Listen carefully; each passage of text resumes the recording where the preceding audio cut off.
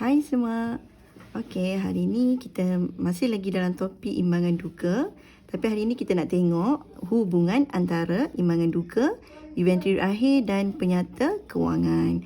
Okey, sebelum tu you all kena tahu dulu apa maksud inventory. Okey, inventory ni kita dah tengok dari awal belajar account kan, dah tahu inventory tu apa. Okey, inventory ni merujuk kepada barang niaga. Merujuk kepada barang niaga yang dimiliki untuk dijual. Okey, inventory merujuk kepada barang niaga yang dimiliki untuk dijual semula. Okey, dan dia merupakan aset semasa. Memang kita dah belajar sebelum ni. Inventory ni, dia punya kategori dia adalah aset semasa. Okey, dalam perniagaan, inventory merupakan aset semasa bagi sesebuah perniagaan. So, contoh ni contoh inventory. Okey, inventory bagi sebuah perniagaan. Maksudnya, apa inventory tadi? Inventory merupakan barang niaga yang dimiliki untuk dijual semula. Okey, yang ni biasalah kalau kat kedai, kat pasar raya memang ada banyak inventory kan. Ini contoh. Tapi kalau bagi perkilangan, inventory dia terdiri daripada bahan mentah, barang separuh siap dan barang siap. Contohnya nugget. Okey, nak buat nugget, apa dia kilang nak buat nugget, apa dia punya inventory dia? Inventory dia terdiri daripada bahan mentah iaitu ayam, tepung kan. Itu dia punya inventory dia lah untuk sebuah perkilangan. Alright, itu maksud inventory. So teacher harap you all faham lah inventory itu apa. Okay, so kita tengok yang kedua, sistem inventory. Okay, dalam perniagaan, sistem inventory terbahagi kepada dua, iaitu sistem inventory berkala dan sistem inventory berterusan. So agak-agak apa ya beza antara sistem inventory berkala dan sistem inventory berterusan? Okey, so kita tengok muka surat yang seterusnya iaitu 205. Okey, boleh tengok muka surat yang seterusnya 205 berkenaan dengan inventory. Okey, tengok yang pertama iaitu inventory berkala. So inventory berkala ni dia digunakan untuk perniagaan yang kecil-kecilan. Okey, seperti kedai runcit. Maksudnya inventory dia tiada rekod. Dia tak ada rekod inventory yang keluar masuk. Maksudnya inventory perlu ditentukan pada akhir suatu tempoh perakaunan. Jadi dia kira secara manual lah. Dia tak ada sistem yang secara sistematik. Bila ada orang beli terus kita boleh tahu inventory dah tinggal banyak mana. No. Untuk sistem inventory berkala ni dia lebih more kepada perniagaan berskala kecil dan sederhana. Sebab dia kena kira secara manual kan. Kalau kita tengok, kalau kedai runcit apa semua, dia punya stok inventory dia tu, dia tak tally. Dia takkan tally lah. Maksudnya barang yang keluar, yang jual, yang jual dia takkan tally dengan berapa stok yang tinggal. Maksudnya dia tak akan setiap hari tak boleh nak update lah berapa stok yang tinggal. Hujung tempoh perakaunan baru dia kira.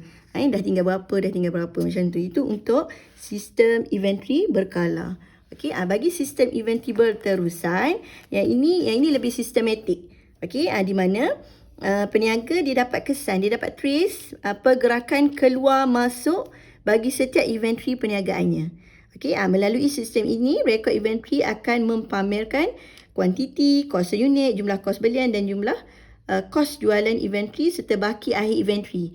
Yang ni biasanya untuk sistem inventory berterusan ni biasanya digunakan oleh pasar raya besar seperti Tesco, Maidin. Okey, kalau kat tempat kita Yumat, Econsave, biasanya perniagaan yang besar memang dia terus tally.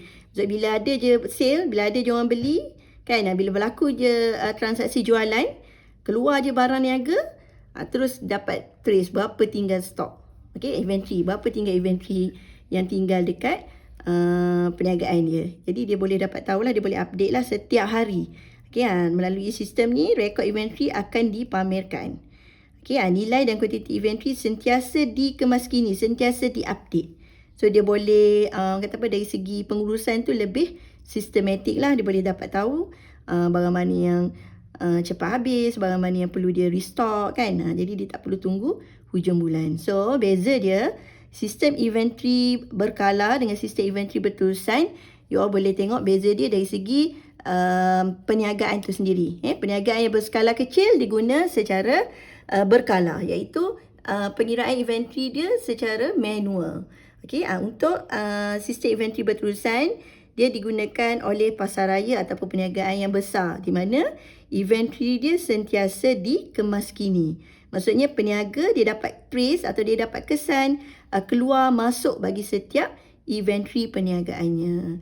Okey, so itu berkenaan dengan jenis inventory ataupun sistem inventory.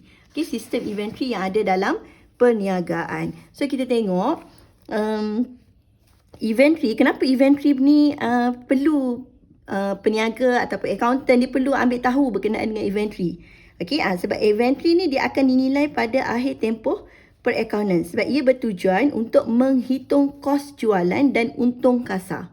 Okey, nanti untuk topik yang seterusnya you akan sediakan penyata kewangan. So dekat dalam penyata kewangan tu kita boleh tengoklah kat mana kedudukan inventory.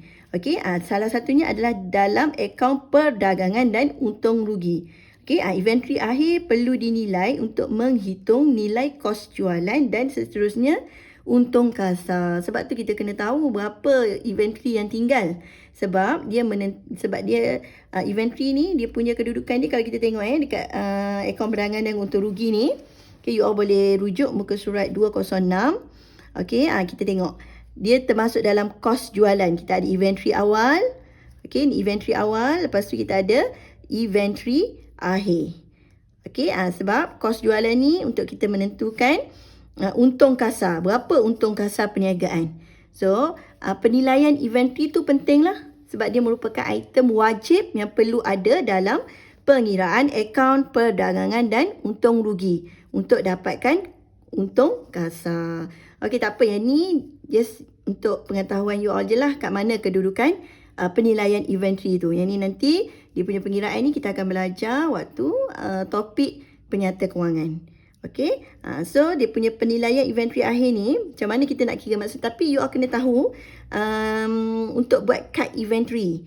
Okey, untuk memudahkan urusan penilaian inventory, peniaga yang menggunakan sistem inventory berkala perlu menyediakan kad inventory. Okey, yang sistem inventory berkala ni yang peniaga yang berskala kecil kan, yang kira dia punya inventory secara manual, bukannya secara auto komputer, tak ada sistem lah.